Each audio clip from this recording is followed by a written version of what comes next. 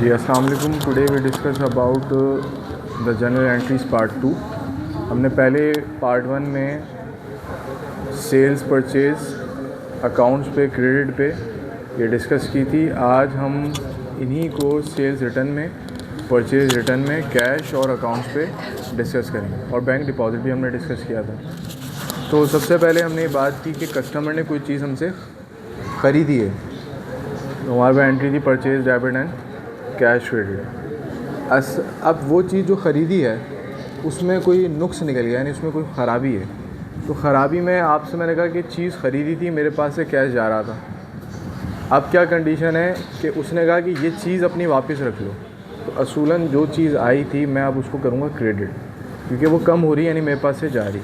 और मैंने उसको क्या दिया था, कैश दिया था, तो मैं कैश उससे वापस ले लूँगा और परचेज़ रिटर्न को क्या कर दूँगा, क्रेडिट कर दूँगा। इसी का अपोजिट अगर करें कि यही चीज़ हमने उधार पे ख़रीदी है जैसे प्रीवियस वीडियो में आपने समझा भी था कि वो चीज़ जो उधार पे हम परचेज़ से ख़रीदते हैं, सप्लायर से ताल्लुक़ है। सप्लायर से ताल्लुक़ है तो वो स्लिप के गारंटी के तौर पे क्या ले रहा है हमारे पास, अकाउंट्स पेबल की। तो अकाउंट्स पेबल की ले रहा है, तो जब वो चीज़ आप परचेज़ कर रहे हैं उधार पे, तो चीज़ रिटर्न, परचेज़ रिटर्न, और कैश नहीं आ रहा उधार पे, तो क्या है कि वो स्लिप लेके आ जाएगा account payable. Is that clear? बात समझ आ गई? परचेज रिटर्न उर्दू में भी आप समझ लें कि चीज़ की वापसी, अकाउंट्स पेबल वाजिबुल अदा खाते, अकाउंट्स एंड पेबल है। इसी का बिल्कुल दूसरा वो है हमारे पास सेल्स है। तो सेल्स की बात करें कि चीज़ बेची थी, चली गई, सेल चली गई थी। अब उस गई हुई चीज़ में जो बेची थी, अब ख़रीदी की बात नहीं हो रही, जो कस्टमर को चीज़ गई थी, एक था बायर जो परचेज़ की बात कर रहा है, अब है कि जो कस्टमर ने चीज़ सेल की, यानी जो सेलर ने सेल की कस्टमर को, वो अब रिटर्न कर रहा है तो सेल्स रिटर्न आ जाएगी। वही दो चीज़ें, अगर वो उधार पे है तो सेल्स का ताल्लुक़ कस्टमर से है। मैंने आपको कहा कि वो अकाउंट रिसीवेबल है, यानी वाजिबुल वसूल है, तो आपने उसको वाजिबुल वसूल पर रखना ऑन अकाउंट सिर्फ। अगर वो कैश है तो आप उसको कैश कंसीडर करेंगे। सेल्स रिटर्न की नेचर डेबिट होती है और परचेज रिटर्न की नेचर क्रेडिट होती है, ये आपने ध्यान में रखना। जो इस वीडियो की लास्ट एंट्री, इस पार्ट की लास्ट एंट्री, क्योंकि इस वीडियो को हम 4 हिस्सों में डिस्कस करेंगे, वो है बैंक की।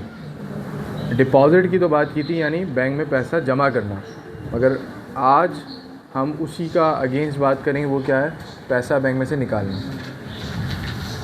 तो उसको हम अकाउंट्स की लैंग्वेज में विड्रॉ कहते हैं।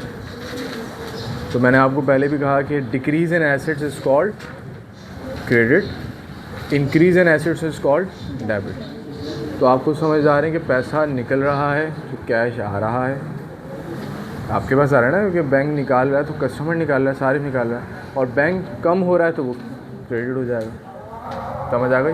क्वेश्चंस हैं तो आप लोग कर लें। सही, जो आपने भी लास्ट एंट्री समझाई है, इसकी एंट्री बनती है ड्राइंग जो है वो डेबिट में चला जाता है एंड बैंक क्रेडिट में। तो ये जो ड्राइंग है इसमें कैश का लफ्ज़ नहीं, देखें, ड्राइंग का वर्ड हम पर्सनल यूज़ और ऑफिस के लिए यूज़ करते हैं। बैंक से जब आप विड्रॉ कर रहे हैं, सिर्फ बैंक की बात कर रहा हूँ, तो उसके अंदर कैश डेबिट है और बैंक क्रेडिट है, ये ध्यान में रखिएगा। जो आप ड्राइंग की बात कर रहे हैं वो आगे की एंट्री है, ठीक है? Is that clear? Next question.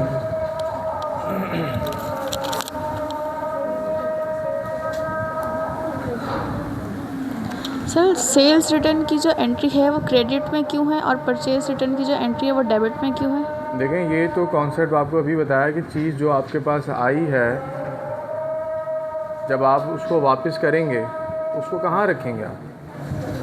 Debit में रखने से रहे। जो चीज़ आपके पास आई है उसमें कोई ख़राबी है तो मैं कहूँ कि वो आप अपने पास भी रख लें, कैश भी अपने पास रख लें, तो चीज़ तो आप लेके जाएंगे ना। जो चीज़ बेची है वो कह रहा है इसमें नुकसान है, कोई ख़राबी थी, वो भी आप फिर अपने लाजिम सी बात है कि उसको डेबिट करेंगे। तो ये इसकी एक छोटी सी, ये नहीं है कि मैं अपने पास से कह रहा हूँ, ये आप अगर कॉन्सेप्ट से समझें तो इस चीज़ को ये समझाया गया इसमें। Next our question.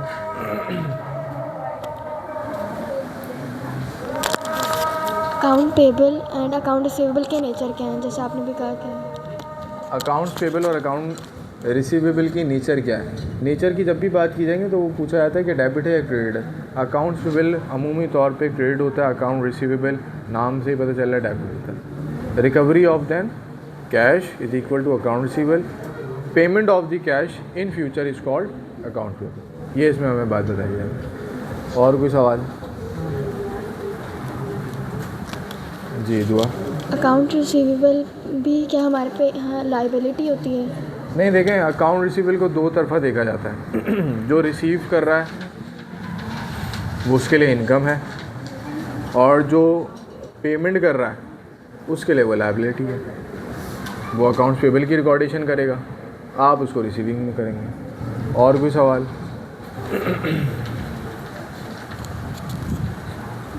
बाकी किसी का क्वेश्चन है? बॉयज़ में से है किसी का सवाल? समझी? जी समझी। सर हमें कैसे पता चलेगा कि ये अकाउंट पेबल की है या अकाउंट रिसीवेबल की? हमें कैसे पता चलेगा कि ये अकाउंट पेबल की है या अकाउंट रिसीवेबल की है? मैंने प्रीवियस वीडियो में भी कहा था कि अगर एक टॉपिक है आपके पास स्पेशल जर्नल, उसमें हमें ये चीज़ बताई जाती है कि अगर किसी ने परचेज़ किए तो वो उसी डेट पे जाके या उसके कुछ आगे या बैक डेट पे जाके उसको रिटर्न भी करता है।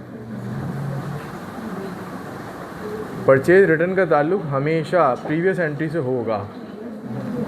आप ये तो नहीं कह सकते ना मैंने आपसे चीज़ ही नहीं ख़रीदी, मैं किसको रिटर्न करूं?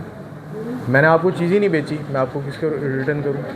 तो उसका दोनों का कनेक्शन लाजमी होगा कि अगर उसने आसिम ट्रेडर से ख़रीदी है तो आसिम ट्रेडर्स को इन फ्यूचर अगर कोई गड़बड़ है तो उसको वापस भी की जाएगी। आसिम ट्रेडर से परचेज़ किए तो उनमें कोई चीज़ इशू है तो वो वापस भी जो है रिटर्न की जाएगी। ये इसमें पता चलेगा कि पीछे प्रीवियस एंट्री से उसका लिंक बनता है, कनेक्शन बनता है। Is that clear? समझ आ गई? तो कोई क्वेश्चन हो तो आप सोशल मीडिया के प्लेटफॉर्म से पूछ लें। इसके अलावा जो इसकी रिमेनिंग एंट्रीज़ रह गई वो हम पार्ट 3 में डिस्कस करेंगे। शुक्रिया।